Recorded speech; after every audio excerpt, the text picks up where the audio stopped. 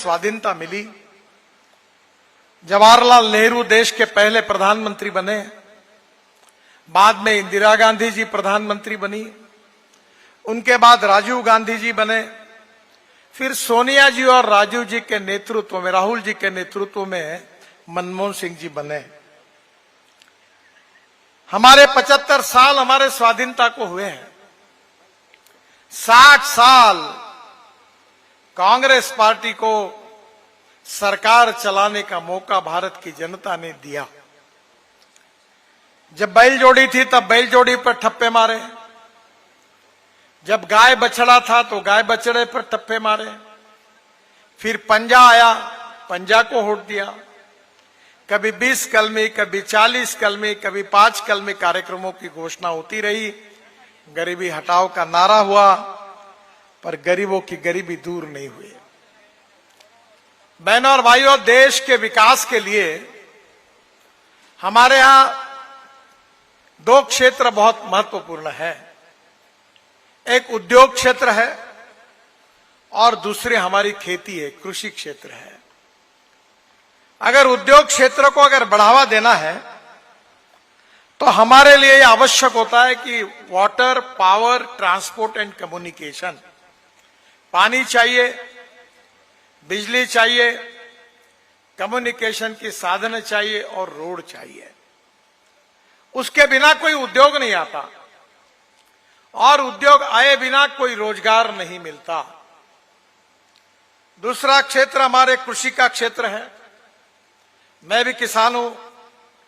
मेरे क्षेत्र में 3 चीनी मिलें चलाता हूं, पर आज कृषि क्षेत्र की भी स्थिति में 60 साल कांग्रेस पार्टी को मिले पर कोई बहुत ज्यादा फर्क नहीं आया।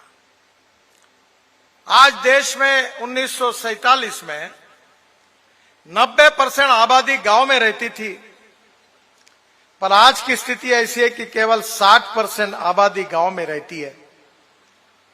ये 30% लोग अपने गांव को, अपने घर को छोड़कर मुंबई, दिल्ली, बेंगलोर, चेन्नई, कलकत्ता, चंडीगढ़ अपना गांव छोड़कर शहर में चले गए। खुशी से गए? खुशी से नहीं गए, मजबूरी से गए। गांव में अच्छे रोड नहीं थे, गांव में पीने के लिए पानी नहीं मिल रहा था, किसानों को उनके फसल का सही दाम नहीं मिल रहा था, बेरोजगार युवाओं के हाथों को काम नहीं था। गरीबी, भूखमरी और महंगाई के मार के कारण रोजगार को ढूंढने के लिए लोग शहरों में गए। ये कांग्रेस पार्टी के गलत नीतियों का परिणाम था और इसीलिए हमारी सरकार ने यह निर्णय किया कि देश का विकास अगर करना है तो उद्योगों को बढ़ाना होगा और उद्योग अगर बढ़ाने होंगे तो उसके लिए पानी, बिजली, रोड, कम्युनिकेशन के साधनों का निर्माण करना होगा। हिमाचल प्रदेश की हालत तो बहुत ही खराब थी, रोड ही नहीं थे। वैसे आपका क्षेत्र तो प्लेन है, पर बाकी पहाड़ी क्षेत्र में रोड बनाना बहुत कठिन है। आजू बाजू में लोगों के घर है, प्रॉपर्टी एक्वायर करनी पड़ती है, जिसका अनुभव मैं 10 साल से ले रहा हूं कितनी कठिनाइयां होती है। पर मैंने रोड बनाने के लिए नई योजनाएं बनाई। जैसे हमने राष्ट्रीय महामार्ग की योजना बनाई, तो मुझे याद आता है कि 95-2000 में मैं महाराष्ट्र में मुंबई में मंत्री था। मुंबई में मैंने 55 उड्डान पुल बनाए और आप जो टीवी पर देखते हैं समुद्र में वर्ली बांद्रा सी लिंक प्रोजेक्ट, वो भी बनाने का सौभाग्य मुझे मिला। मुंबई पुणे एक्सप्रेस हाईवे बनाने का मौका मिला। तब अटल बिहारी वाजपेयी जी ने मुझे दिल्ली बुलाया और दिल्ली बुलाकर मुझे उन्होंने आदेश दिया कि आपने शहर में तो काम किया है, पर आप गांव को जोड़ने वाली योजना आप तैयार करो। मेरे अध्यक्षता में एक कमेटी तैयार की गई। 3 महीने मैंने उस कमेटी में काम किया और अटल बिहारी वाजपेयी जब प्रधानमंत्री थे उनको रिपोर्ट मैंने सौंपा। 15 दिन के अंदर उसकी घोषणा हुई और उस योजना का नाम था प्रधानमंत्री ग्राम सड़क योजना।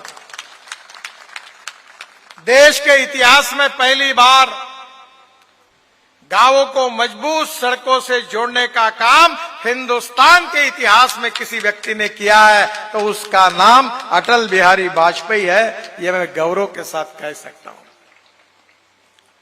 6.5 लाख गांवों में से 4.5 लाख गांवों में मजबूत रास्ते बने। बहनों और भाइयों, हिमाचल प्रदेश में सबसे इंपॉर्टेंट क्षेत्र क्या है? सबसे इंपॉर्टेंट है पर्यटन।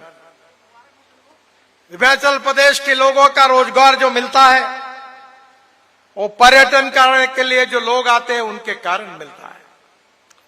यहां रेलवे आ नहीं सकती, पहाड़ थे और इसलिए स्वाभाविक रूप से रोड के ऊपर सब लोग डिपेंड होते थे।